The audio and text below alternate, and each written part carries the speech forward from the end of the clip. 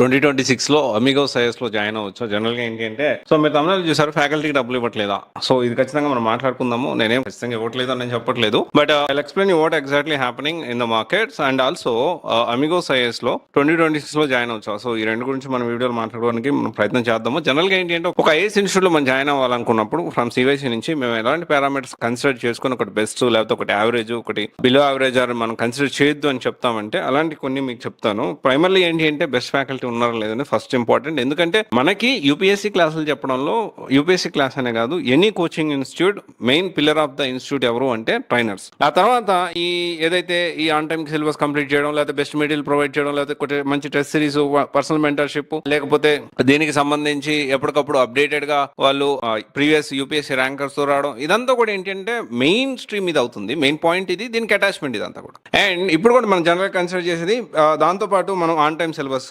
As usual on time syllabus complete చేస్తున్నారా లేదా, personal mentorship జరుగుతుందా లేదా, అండ్ గుడ్ మెటీరియల్ ప్రొవైడ్ చేస్తున్నారా, టెస్ట్ సిరీస్ ప్రొవైడ్ చేస్తున్నారా, ఇఫ్ పాసిబుల్ ఫ్రీగా గ్రూప్ 1 గ్రూప్ 2 కూడా ప్రొవైడ్ చేస్తున్నారా లేదా అనేది మనం కన్సిడర్ చేసుకొని ఒక ఇన్స్టిట్యూట్ మనం సెలెక్ట్ చేస్తూ ఉంటాం. అయితే కొంతమంది ఈ మధ్య కాలంలో తెలివి మీరిపోయిన వాళ్ళు ఏం చేస్తున్నారంటే కొన్ని టాపిక్స్, ఐఎమ్ నాట్ టాకింగ్ ఈ పర్టికులర్ ఆస్పెక్ట్ లో నేను మాట్లాడబోయేది అమిగో సైఎస్ గురించి కాదు, ఈ జనరల్ కంటెస్ట్ లో మాట్లాడుతున్నా. దీని తర్వాత అమిగో సైఎస్ లో జాయిన్ అవ్వాల వద్దా ఫ్యాకల్టీ అది కూడా మనం మాట్లాడుకుందాము. అయితే ఇక్కడ ఏంటి అంటే ఫేమస్ బాగా పేరున్న ఫ్యాకల్టీ పేర్లు వేస్తారు, వాళ్ళు యూట్యూబ్ లో వీడియోస్ కూడా వేస్తూ ఉంటారు.